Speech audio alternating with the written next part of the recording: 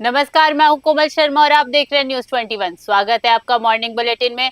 शुरुआत करते खबरों की। खबर है डीडवाना से। भाजपा प्रदेश उपाध्यक्ष मुकेश दाधीच ने डीडवाना दौरे के दौरान पूर्व मुख्यमंत्री अशोक गहलोत पर तीखा हमला बोला।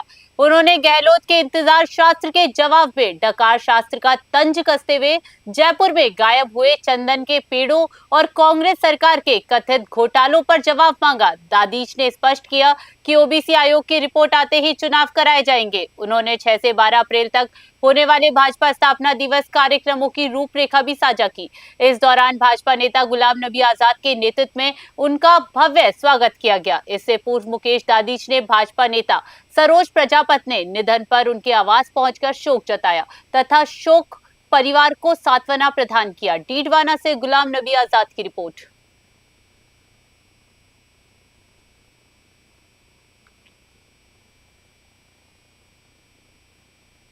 देखिए, विशेष तौर पे आज हमारे कुसुमी मंडल का प्रशिक्षण महाअभियान का जो कार्यक्रम है उसके तहत मेरा ये प्रवास है। अभी थोड़ी देर में उस प्रशिक्षण शिविर जो हमारा 24 घंटे का है उसका उद्घाटन होगा और पार्टी की रीति नीति के साथ कार्यकर्ता मजबूती से विचार के आधार पर जुड़ा रहे, ये पंडित दीनदयाल उपाध्याय जी के समय से ही चली हुई परंपरा है। उसी का निर्वाह हम सब लोग करें और समय अनुकूल उसमें विभिन्न विषयों को समायोजन करते हुए प्रशिक्षण कार्यकर्ताओं को होता है। खबर नारायणपुर से है जहां जहां ग्राम गढ़ी मामोड़ में उस समय हड़कंप मच गया जब एक युवक पारिवारिक जमीनी विवाद से परेशान होकर पानी की टंकी पर चढ़ गया। घटना की सूचना मिलते ही प्रशासन और पुलिस की टीम मौके पर पहुंची। तहसीलदार अनिल कुमार, पटवारी नरेंद्र कुमार और थाना प्रभारी रोहताश कुमार ने जाब्ते के साथ युवक से संवाद किया। काफी देर तक चली समझाइश के बाद युवक को सुरक्षित नीचे उतार लिया गया। पुलिस अब मामले की जांच कर रही है। नारायणपुर से भारत कुमार शर्मा की रिपोर्ट।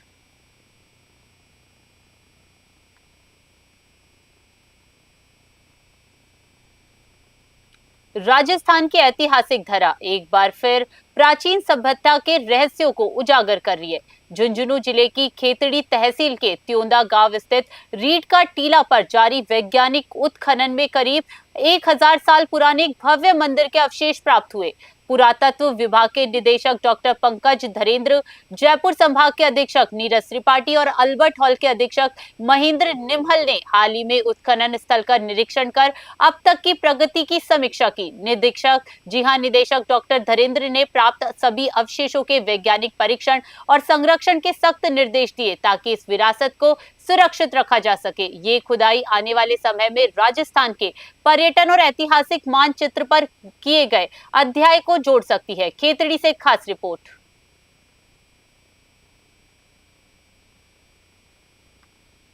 लालगढ़ जाटन क्षेत्र में गैस सिलेंडर वितरण के दौरान एक सनसनीखेज हमला और मारपीट का मामला सामने आया। बाबू इंडेन गैस एजेंसी के संचालक ऋषि राम गुजर ने गांव दरियावाली निवासी गुरसेवक सिंह के खिलाफ जानलेवा हमले और कार्य में बाधा डालने की रिपोर्ट दर्ज कराई।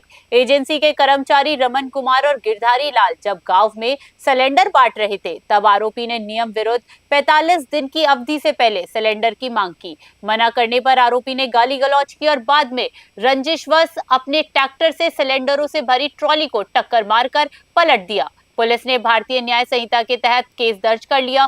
पीड़ित का आरोप है कि विधायक के नाम का हवाला देकर उन पर दबाव बनाया जा रहा है। संचालक ने कहा कि यदि आरोपी की गिरफ्तारी नहीं हुई तो सुरक्षा कारणों से क्षेत्र में गैस की होम डिलीवरी बंद कर दी जाएगी, जिसकी जिम्मेदारी प्रशासन की होगी। लालगढ़ जाटन से राजेश भाटी की रिपोर्ट। सर जी, मेरी गाड़ी दलीवाड़ी सप्लाई देने गई थी तो Gursewak Singh son of Darshan Singh cylinder लेने के लिए आया था। तो इसमें 27/3 को सिलेंडर भराया हुआ था तो इसकी बुकिंग हुई नहीं। लड़कों के साथ मारपीट या दंगा करा। उसने बोला यार, लड़के ने बोल दी भैया आपकी जब तक बुकिंग नहीं होगी हम आपको सिलेंडर नहीं दे पाएंगे। गवर्नमेंट का इस तरीके से आदेश है, जब तक 45 दिन नहीं होता, जब तक बुकिंग नहीं होती है और हमें आपको सिलेंडर नहीं दे पाएंगे। उसने धमकी देके उधर से चलेगा। जाने के बाद उसने गाड़ी और ट्रैक्टर ट्रॉली है जो उधर भागसर जाने वाली थी सप्लाई देने, वो आगे रास्ता में जाके खड़ा होगा ट्रैक्टर लेके। ट्रैक्टर लेके जैसे ही ट्रैक्टर ट्रॉली आई, उसने ट्रैक्टर से दोनों लड़कों को मारने की कोशिश करी और सिलेंडरों में मतलब आग लगने की कोशिश। विश्व प्रसिद्ध संत शिरोमणि दादू दयाल जी महाराज की मोक्ष स्थली बहराणा धाम पर रीको को भूमि आवंटन किए जाने के विरोध में संत समाज और श्रद्धालुओं ने मोर्चा खोल दिया है। इस निर्णय के खिलाफ रीको भगाओ आस्था बचाओ का आह्वान किया जा रहा है। मेड़ता सिटी स्थित छतरी धाम के महंत हरि नारायण दादू पंथी ने कड़ा विरोध जताते हुए कहा कि ये भूमि केवल सरकारी जमीन नहीं बल्कि करोड़ों लोगों की आस्था का केंद्र है। उन्होंने इस फैसले को पर्यावरण और जीव संरक्षण के विरुद्ध बताते हुए चेतावनी दी कि इससे धाम क्षेत्र में रहने वाले हजारों राष्ट्रीय पक्षी, मोर और अन्य पशुओं का जीवन खतरे में पड़ जाएगा। मेड़ता सिटी से सुशील दिवाकर की रिपोर्ट। दादूपंथ संप्रदाय के 5 मुख्य धाम में से दादूपाल का बहराणा धाम, जो कि वहाँ रिको इंडस्ट्रीज एरिया आने से दादूपाल का बहराणा धाम को खतरा व वहाँ हमारे हरिद्वार जैसे तीर्थ को नष्ट किया जा रहा है। और मैं आह्वान करता हूँ सभी भक्तों को, साधु समाज को कि 5 तारीख रविवार को आप सभी वहाँ पधारें। खबर हनुमानगढ़ जिले से है, जहां भादरा कस्बे से एक हृदय विदारक घटना सामने आ रही है, जहां एक पिता ने अपने 5 वर्षीय मासूम पुत्र के साथ फांसी लगाकर अपनी जीवन लीला समाप्त कर ली। ये घटना कस्बे के सरकारी कॉलेज के पीछे की बताई जा रही है। मृतक की पहचान धर्मपाल के रूप में हुई। सूचना मिलते ही भादरा पुलिस मौके पर पहुंची और घटना स्थल का बारीकी से मुआयना किया। पुलिस ने पिता और पुत्र वैदिक के शवों को कब्जे में लेकर सरकारी अस्पताल की मोर्चरी में पोस्टमार्टम के लिए रखवाया। स्थानीय लोगों के अनुसार आशंका जताई जा रही है कि धर्मपाल ने पहले अपने बेटे को फांसी लगाई और फिर स्वयं फंदा लगा लिया। मृतक के भाई ने पुलिस को दी रिपोर्ट में धर्मपाल की पत्नी कविता और उसके एक परिचित पर गंभीर आरोप लगाए हैं। हनुमानगढ़ से विनोद चौधरी की रिपोर्ट।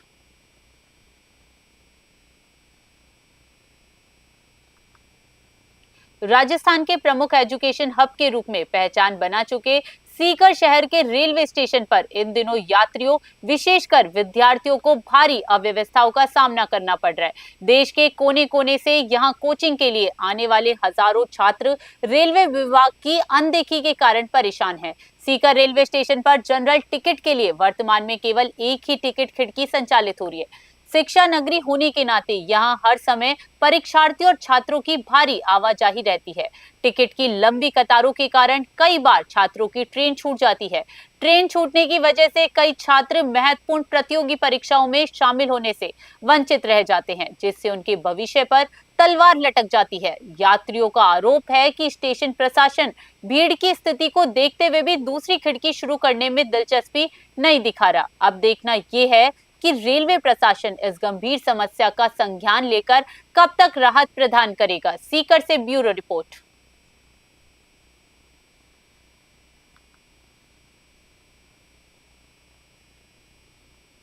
खबर हनुमानगढ़ से है, जहां संगठित अपराध और आपराधिक गतिविधियों पर अंकुश लगाने के लिए पुलिस ने एक बड़ा एरिया डोमिनेशन अभियान चलाया। एसपी नरेंद्र मीणा के नेतृत्व में जिले भर में एक साथ की गई इस कार्रवाई से अपराधियों में हड़कंप मच गया। अभियान के तहत 231 पुलिस कर्मियों की 39 टीमें गठित की गई। जिले के 186 संदिग्ध स्थानों पर एक साथ छापेमारी की गई। विभिन्न मामलों में कुल 77 आरोपियों को दबोचा गया। पुलिस ने एनडीपीएस आर्म्स और आबकारी एक्ट के तहत 4 नए मामले दर्ज किए हैं। ये व्यापक अभियान एएसपी अरविंद बिश्नोई और एएसपी गीता चौधरी के सीधे निर्देशन में चलाया गया।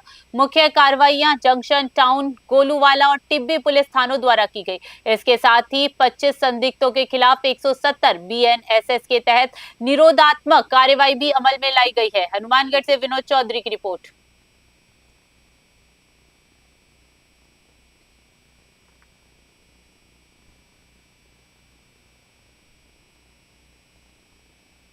हनुमानगढ़ जिले के नोहर क्षेत्र में अचानक बदले मौसम और भीषण ओलावृष्टि ने किसानों की कमर तोड़ दी। कटाई के मुहाने पर खड़ी गेहूं, चना और सरसों की पकी हुई फसलें ओलों की मार से पूरी तरह से बिछ गई, जिससे क्षेत्र में अन्नदाता पर गहरा आर्थिक संकट मंडरा रहा है। तेज हवाओं और भारी ओलावृष्टि के कारण गेहूं और चने की बालियां झड़ रही हैं और पौधे जमीन पर गिर गए। कई किसानों ने कर्ज लेकर फसल तैयार की थी, जो अब मिट्टी में मिल गई। उत्पादन पर इसका गंभीर असर पड़ने की आशंका है। विधायक अमित राजेंद्र चाचाण मुख्यमंत्री को पत्र लिखकर तुरंत विशेष गिरदावरी और उचित मुआवजे की मांग की है। हनुमानगढ़ से विनोद चौधरी की रिपोर्ट।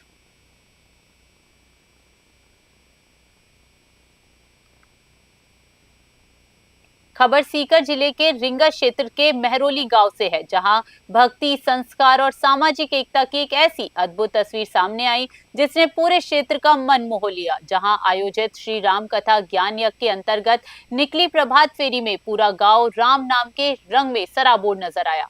सुबह की पहली किरण के साथ ही गांव की गलियों में राम राम और हरे कृष्णा के जय घोष गूंज उठे। ये प्रभात फेरी राजपूत सभा भवन से शुरू होकर मठ मंदिर, टीबा जोशियों का मोहल्ला, जोग सिंह जी की कोठड़ी, जागा भवन और बोहरा मोहल्ला होती हुई पुनः कथा स्थल पहुंची। वृंदावन धाम राम कुटिया के संत प्रहलाद महाराज स्वयं पैदल चलकर श्रद्धालुओं का मार्गदर्शन कर रहे हैं। इस आयोजन की सबसे खास बात अनुशासन रही। यहाँ ना चढ़ावा, ना भेंट और ना ही फोटो की अनुमति थी। केवल भक्ति ही नहीं बल्कि नई पीढ़ी को संस्कारों से जोड़ने के लिए गीता अभ्यास प्रतियोगिता भी आयोजित की गई। विजेता बच्चों को सरल गीता और गीता माधुर्य जैसी प्रेरक पुस्तकें भेंट कर सम्मानित किया गया। सीकर से ब्यूरो रिपोर्ट। काल 5:30 बजे से प्रभात फेरी निकली, जिसके अंदर ग्रामवासियों ने बढ़ चढ़कर हिस्सा लिया और जगह जगह पूरे रास्तों को सजाया गया। हमारे गांव की 36 कौम के लोगों ने बढ़ चढ़कर इसके अंदर हिस्सा लिया और उसके उपरांत ठीक 12:15 बजे कथा प्रारंभ हुई, जिसके अंदर भी हजारों की संख्या में पूरे ग्रामवासी, आसपास के लोग भी यहाँ पर पधारे और बहुत सुंदर भरत जी का चित्रण किया गया और चरित्र के बारे में, भरत जी के चरित्र के बारे में बताया गया और सबरी का बहुत सुंदर जो कि जीवित झांकियों के साथ लोगों को बताया गया। काल 5:30 बजे से प्रभात फेरी निकली, जिसके अंदर ग्रामवासियों ने बढ़ चढ़कर हिस्सा लिया और जगह जगह पूरे रास्तों को सजाया गया। हमारे गांव की 36 कौम के लोगों ने बढ़ चढ़कर इसके अंदर हिस्सा लिया। और मॉर्निंग बुलेटिन में फिलहाल के लिए इतना ही। बने रहिए न्यूज़ 21 पे। नमस्कार।